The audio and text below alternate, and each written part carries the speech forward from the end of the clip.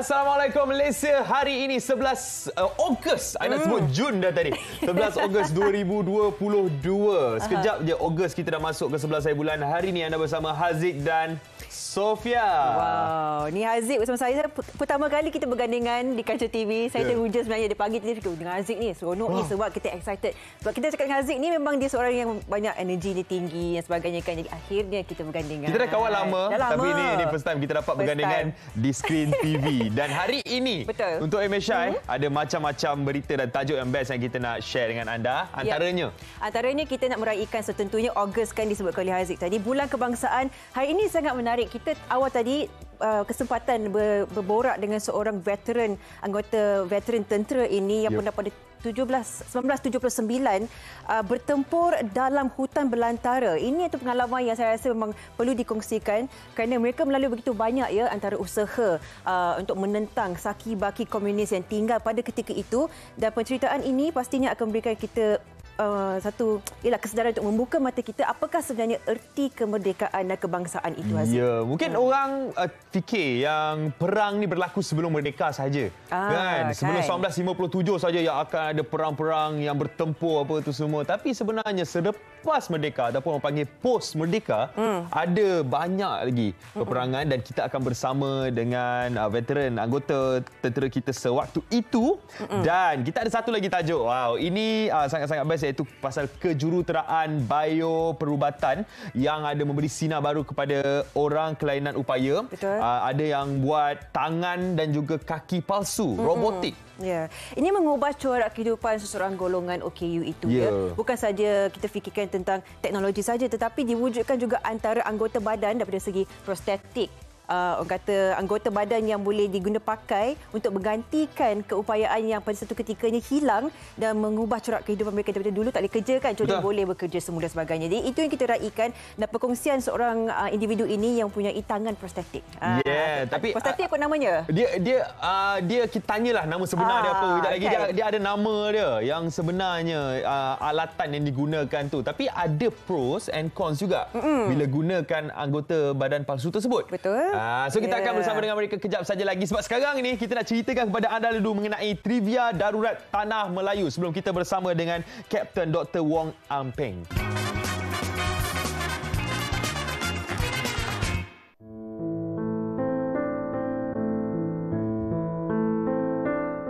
Ketidaksempurnaan fizikal yang dimiliki bukan penghalang buat lelaki berusia 33 tahun ini untuk menjalani kehidupan sama seperti insan lain.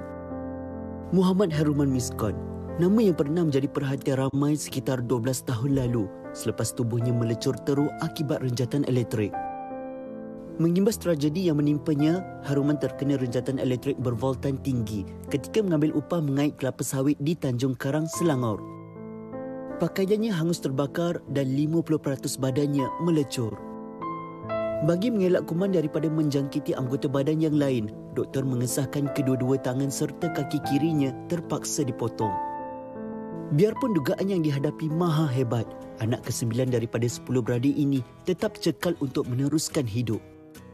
Dahulu pergerakannya terbatas apabila terpaksa bergantung kepada kerusi roda. Namun kini Haruman sudah boleh bergerak bebas menggunakan kaki palsu.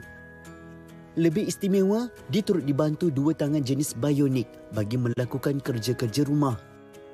Teknologi berasaskan kejuruteraan bioperubatan ini dibina khas agar sesuai dengan sisa anggota badan dan disambungkan dengan otak pengguna melalui sensor yang mengesan isyarat elektrik otot dan mengubahnya kepada pergerakan. Bukan sesuatu yang mudah. Haruman perlu menjalani beberapa latihan bagi menguatkan otot dan membiasakan diri dengan penggunaan prostesis tersebut.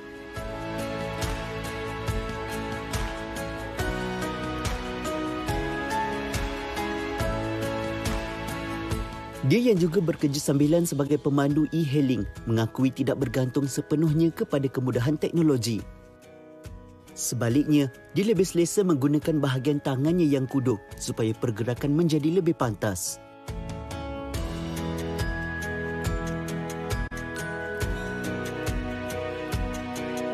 Tidak mengharapkan ihsan serta bantuan orang lain, Haruman bersyukur dengan kehidupannya yang baru. Pembuatan dan inovasi tangan bionik ini juga sedikit sebanyak memberi keyakinan kepadanya setanding dengan individu sempurna lain.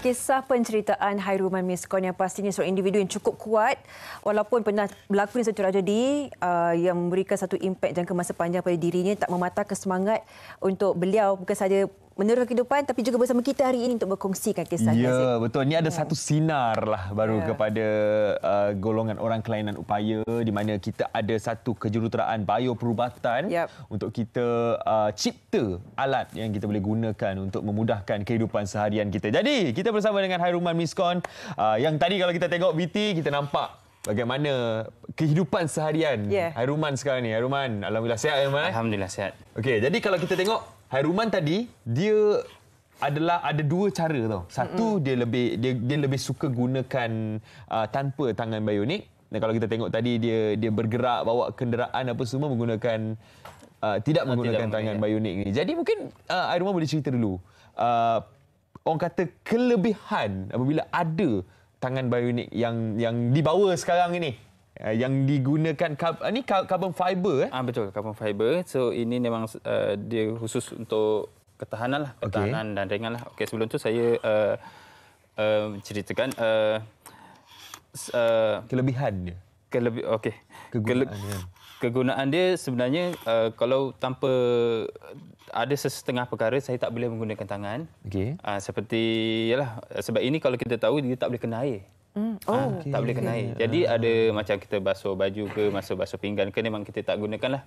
So pergerakan kita lebih pantas lah. Tapi ada perkara yang kita perlu untuk gunakan tangan seperti nak ambil kad ke, bagi duit kat orang ke, ataupun nak sign ke, itu memang kita akan perlukan lah penggunaan tangan tu. Dan sebab dia ada dia kira macam apa orang kata tu? Cangkuk. Ya, betul. Untuk kita menangkap sesuatu. Betul. Okey, Hairuman, saya terfikirlah apabila berlaku yang satu tragedi itu, kita nak meneruskan kehidupan kita. Awak pun masih sangat muda.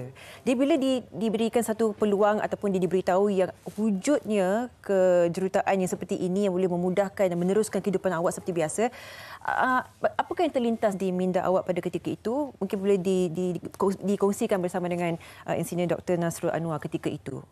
Apakah perasaannya? Adakah takut ataupun memang pada ketika itu terbuka hati, okey, ini adalah peluang yang ada? Okey, pada mulanya saya jumpa Dr. Nas pada 2014. Saya mula-mulanya tak pernah dengar pun. Tak pernah dengar? Tak pernah dengar pun. Sebab kejuruteraan bayi perubatan. Jadi saya tergerak sebab kita nak cuba sesuatu yang baru kan, yang kita tak tahu sebelum ni kan. Jadi saya join pada 2014. Jadi kita secara tak langsung kita tahu banyak benda sebenarnya. Cara kita berjalan, even kita melangkah pun ada step-step yang betul supaya kita tak ada efek untuk kesihatan kita. Daripada segi penggunaan pun dia membantulah kita punya muscle, check muscle kita bersesuaian tak bersesuaian, dan kita didedahkan dengan teknologi barulah. Kalau kita tengok ini antara teknologi yang dah 10 tahun, mungkin lebih. Sebab saya pakai ini dah 10 tahun dan mungkin lebih lama lagi. Ini antara teknologi yang lama. Ini antara teknologi dia mungkin boleh jadi moden lagi. Mungkin mungkin apa tadi? Bioperubatan, sorry. Nombor sikit. Bioperubatan mungkin boleh berkembang lagi benda ni. Sebab kalau kita tengok negara-negara lain, dia dah mencapai satu tahap yang lebih maju. Sampai boleh gerak satu-satu jari, ada yang kalis air. Jadi kita belum sampai ke level tu. Sebenarnya dia ada sarung tau, Sofia. Ya, betul. Dia ada sarung. Ni dia bukannya memang rupa dia begini. Dia ada sarung dia yang berupa seperti tangan. Ya, betul. Saya rasa tak perlu sarung tu. Lebih bergaya seperti ini. Sejujurnya. Tadi Dr. Nas sendiri kan disebutkan ada yang teknologi kian berubah, kian maju dan sebagainya. Dan melihat ini adalah salah satu peluang untuk memberikan mereka golongan OKU yang tidak mempunyai kemampuan fizikal ini satu harapan baru. Bagaimanakah orang kata evolusi kejuruteraan bioperubatan ini mampu untuk mengubah landscape kehidupan golongan ini khususnya di Malaysia? Adakah kita dah capai tahap itu di mana akses ni ada untuk semua ataupun masih ada pembaruan lagi? Baik, terima kasih Saudari Sofia. Berkenaan Hairuman sebenarnya dia bersama kita sejak 2014. Jadi Hairuman ni keadaan dia sangat istimewa untuk kami secara langsung dan tidak langsung terlibat dalam pengajaran dan juga kajian di Universiti Malaya. Untuk makluman semua, secara fizikal Hairuman kelihatan seperti kudung pada dua belah tangan. Yeah. Sebenarnya Hairuman juga tiada sebelah kaki dan juga lagi sebelah kakinya adalah 70% terbakar. Yeah. Jadi sebenarnya Hairuman adalah hanya berdiri di atas satu kaki sahaja yang hampir 70% adalah terbakar. Dan sebelah kaki lagi itu adalah kaki palsu, ya betul. Kaki palsu juga. Ya betul. Jadi keadaan ini adalah sangat istimewa untuk kami di Jabatan Kejuruteraan Bioperubatan melakukan pengajaran dan juga kajian. Dan juga 70% daripada tubuh dia adalah terbakar. Jadi antara yang boleh saya ceritakan dekat sini, untuk menggerakkan tangan palsu itu, kita perlu cari otot yang betul-betul aktif. Jadi untuk mencari itu pun adalah salah satu cabang dalam kejuruteraan bioperubatan. Kita perlu cari sensor untuk kita dapatkan input supaya dapat gerakkan dia punya tangan palsu. Compatibility. Tapi kita tak perasan langsung, doktor. Tak perasan langsung. Saya pun tadi saja nak biarkan, saya tak nak bagi tahu, saya nak tengok audiens sedar ke tak. Terkejut. Saya sekali terkejut. Hairuman, saya boleh tak kami minta Hairuman untuk berdiri supaya memberikan satu gambaran kepada penonton kita semua yang pergerakan Hairuman dari segi pergerakan kaki itu memang selancar-lancarnya untuk memberikan gambaran penuh. Menggunakan kaki bionik ni. Ya. Okey. Nampak tak? Kami dari pagi dah berjumpa dengan Encik Hairuman tapi tidak sedar pun sebenarnya, sejujurnya. Wow. Dan kaki ni orang kata seperti kaki normal untuk digunakan setiap hari. Ya, betul. Ya, wow. Adakah Encik Hairuman perlu membuat latihan fizikal, orang kata workout untuk menguatkan otot-otot yang ada untuk menampung pergerakan anggota ini? Betul.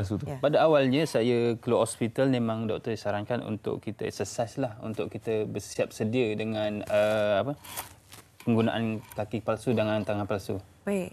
Daripada segi kekuatan muscle itulah. Macam kaki tu tak berapa masalah sangat. Yang masalah adalah tangan lah, sebab ini myoelektrik. Jadi bukan semua orang boleh guna. Jadi dia ada setengah muscle yang boleh diguna untuk menggerakkan ni lah. Dan sebenarnya dia ada sepasang lah. Dia sepasang. Tapi saya lebih selesa pakai sebelah je lah, sebab ini terlalu short, terlalu pendek.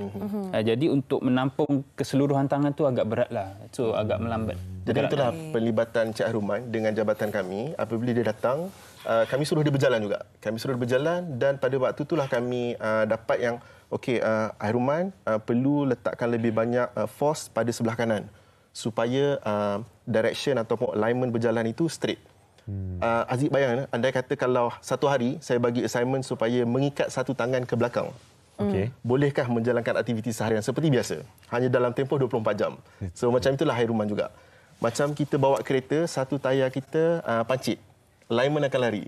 Sama juga dengan OKU. Andai kata kalau kaki ataupun tangan berat sebelah, position di sini lebih tinggi daripada yang sepatutnya, dia akan sengit ke sebelah kanan ataupun sengit ke sebelah kiri. Sebenarnya banyak faktor yang perlu dititik beratkan sebelum dapat untuk hasilkan satu teknologi seperti ini. Dan untuk tingkatkan lagi, doktor, mungkin nak tingkatkan lagi dia punya fungsi, nak tingkatkan lagi dia punya kegunaan. Adakah memang dah ada plan? Ya, memang itulah yang terjadi di Jabatan Kejuruteraan Bioperubatan, di mana kita bukan dalam hanya jangka masa pendek tapi kita melihat kepada jangka masa panjang. Bercakap pasal environment, macam yang Sofia cakap tadi, macam mana environment di Malaysia seharusnya accept keadaan Hairuman. Macam Aziz ada cakap tadi, preferable yang ada glove, look like a normal human. Tapi dengan new generation, masyarakat zaman sekarang rasanya lebih cenderung untuk melihat tangan yang sebegini rupa. Dan minda environment patutnya dah bersedia untuk menerima warga kelainan upaya yang memiliki assistive device seperti ini. Ibarat anda hidup seperti dengan Iron Man dan sebagainya. That kind of a thing dah termaktub dalam kita punya, kita buang. Jadi ada beberapa negara juga yang saya pergi melawat, mereka sudah treat orang kelainan upaya sama level dengan manusia biasa. Kerana teknologi telah diguna pakai sama dengan apa yang warga biasa sedia maklum. So itu antara harapan in the coming 5 to 10 years lah kita harap. InsyaAllah. Kita sebenarnya looking forward, Doktor, untuk tengok lagi apa sebenarnya peningkatan yang dapat dilakukan selepas ini. Sebab saya dulu pun belajar teknik.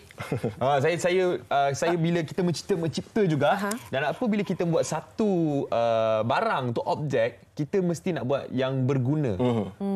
Berguna untuk semua orang. Wow. Jadi Hairuman, kita nak tanya Hairuman punya pengalaman lah apabila Hairuman telah pun menggunakan tangan bionik, kaki bionik ni. Mungkin Hairuman boleh ceritakan dia punya perjalanan kegunaan seharian tu. Sebab Hairuman juga bawa e-hailing setiap hari kan. Jadi Hairuman boleh ceritakan apabila penjagaan dia untuk letak dia dekat mana, nak kena cuci ke, nak kena apa ke, bateri kena charge ke? Okey, betul. Seperti yang sedia maklum, ini memang menggunakan bateri lah. Jadi bateri dia akan saya charge selama 2 jam, jadi dia boleh bertahan sehingga 1 minggu lah. Oh, lama. Lama juga. Betul, lama. Untuk kegunaan kereta memang saya tak pakailah untuk untuk lebih selesa lah, sebab doktor pun memang tak syorkan sebab dia lambat respon. Sebab saya memang part time untuk Grab e-hailing, jadi orang excited tengok. Macam budak-budak tengok, tangan Iron Man. Jadi kita pun seronok bercerita kan. Jadi secara tak langsung kita sebenarnya bagi satu motivasi. Betul. Bagi diorang terbuka dengan OKU, mungkin diorang tak pelik lah kan. Setengah OKU mungkin dia macam takut nak jumpa orang kan. Macam saya beranikan diri lah. Mula-mula memang takut, tapi kita cuba sikit demi sikit untuk beranikan diri. Hairuman memang seorang inspirasi lah. Sebab ramai mungkin yang mempunyai anggota palsu ini tak berani, malu dan sebagainya. Tapi kita buang stigma itu, dan Hairuman memang seorang individu yang menunjukkan ini satu orang kata kebanggaan. Ada pengalaman hidup yang tidak begitu orang kata memudahkan, tetapi awak tak patah semangat. Dr. Nas, bagi mereka yang sedang menonton ketika ini, antara golongan yang tidak begitu bernasib baik, adakah mereka mempunyai satu akses untuk mendapatkan anggota palsu dan bantuan seperti ini ke bagaimana, Doktor? Okey, baik. Seperti mana juga Hairuman, sejak 2014, saya boleh cakap dekat sini yang sejak 2014 ambil masa dalam 3 ke 6 bulan, Hairuman bersama kita, dan selepas itu dia terus berkebolehan untuk bertutur dengan orang dengan baik. Dia sudah hapuskan limit dan juga boundaries untuk bercakap dan juga bertutur dengan orang. So pada saya juga, bagaimana dia dapat buat e-hailing pada hari ini, dia dapat buat bekerja seharian pun adalah berdasarkan program-program Industri Malaya yang mana telah meningkatkan dia punya prestasi pertuturan, berkomunikasi dengan orang. Jadi macam saya cakap tadi, dia adalah satu OKU yang sangat istimewa pada Universiti Malaya buat masa sekarang, dan pada itu juga kami ingin menyuruh juga mana-mana warga kelainan upaya yang di luar sana untuk datang ke Universiti Malaya, Pusat Kejuruteraan Prostetik dan Ortotik. Mungkin kami boleh bantu daripada segi membantu memangkinkan diri untuk meningkatkan prestasi bercakap dan sebagainya, membantu daripada segi pemilihan komponen dan sebagainya. Kami hanya bertindak sebagai konsultasi sahaja. Bukanlah kami mencadangkan untuk beli komponen apa dan sebagainya, tidak. Tapi contohnya seperti Hairuman, kehilangan 2 belah tangan. So kita akan bercakap tidak boleh guna yang manual, yang body powered punya, tapi kena perlu guna yang robotic hand. Andai kata masih ada satu lagi tangan, berkemungkinan besar hanya perlukan conventional body powered prosthetic hand sahaja. Jadi segala-galanya berdasarkan annual daily life activities. Apabila seorang pesakit OKU tu datang berjumpa kami akan buat assessment dulu, subjective assessment dan juga objective assessment. Ceritakan pengalaman seharian. Dalam satu hari, apakah pekerjaan kamu, berapakah anak tangga yang kamu naiki, adakah tinggal di rumah, kondominium, apartmen dan sebagainya. Itu semua kami perlu tahu. Kenal dahulu. Sangat personalised. Sangat personalised. Sebab itu yang akan membantu dalam pemilihan jenis kaki palsu, tapak kaki palsu dan juga aktiviti seharian beliau. Ya, dan Hairuman adalah sebenarnya bukti kejayaan kejuruteraan bioperubatan di Malaysia. Jadi diharapkan agar kita dapat lagi ramai bukti, orang kata testimoni ni, untuk kita dapatkan ramai orang kata sinar faedah daripada ni kan. Okey, jadi Hairuman, kita sebenarnya nak tanya Hairuman masa 2010 Hairuman terjadinya tragedi tersebut. Pada 2014 baru Hairuman dapat sebenarnya peluang untuk tangan dan juga kaki robotik ni. Perasaan Hairuman apabila kali pertama sarungkan kaki tu dan dapat berjalan seperti biasa balik. Okey, saya dapat tangan ni pada 2012. Oh, 2012. 2 tahun selepas itu. 2012 saya dapat kaki dan tangan. Pada mulanya saya ingat saya nak lari. Itu adalah pemikiran saya pada awalnya sebab kita dah 2 tahun, dekat 2 tahun lah ya. kita tak bergerak apa semua. Jadi kita Dia bukan lari bawa lari. Rumah tak ada lah. Dia nak lari, nak berlari. Lari enjoy. Saya akan bawa dengan sama kot. Macam itu kita punya perasaan. Rupanya bila dia dapat tu kita hanya boleh langkah 1-2 langkah saja. Permulaan tu memang sangat sakit, memang sangat susah. Sakit Memang sakit. Dia kena berlatih kan? Dia memang berlatih. Jadi satu hari saya mengambil luangkan masa lebih kurang setengah jam lah untuk kita jalan 5 meter, 10 meter, makin lama makin naik. 1 kilometer, macam tu. Berperingkat. Berperingkat. Memang kena berperingkat. Dalam masa sama kita memang kena exercise every day untuk kita punya stamina. Kan? Macam sekarang pun saya masih lagi ada join aktiviti-aktiviti kesukanan macam kita pergi Royal Belum. Kita pergi Tasik Kenyir, mandi sungai, semua tu. Itu adalah satu aktiviti yang secara tak langsung menguatkan kita punya stamina sebenarnya. Dan sekarang ini memudahkan urusan Hairuman kan. Wow, jadi Hairuman kita doakan agar dipermudah segala urusan Hairuman dan juga Dr. Nas, semoga kejuruteraan bioperubatan dapat terus berjaya. Bukan setakat di Malaysia tapi di seluruh dunia. Ini tahun 2022. Orang kata kejuruteraan bioperubatan ini mampu mengubah kehidupan seseorang dan Hairuman adalah seorang individu yang pastinya bukan saja teknologi itu penting tapi dalaman, semangat, kekuatan itu pun perlu ada juga. Ucapkan terima kasih, setinggi terima kasih kepada Insinyur Dr. Nasrul Anwar Abdul Razak, Jabatan Kejuruteraan Bioperubatan Fakulti Kejuruteraan Universiti Malaya dan juga Cik Hairuman Miskon sudi meluangkan masa pagi ini. Okay, selamat bekerja lepas ini dan kita nak berehat seketika. Kembalinya kita ada cerita mengenai keindahan bulan Muharram. Kembali selepas ini dalam MSI.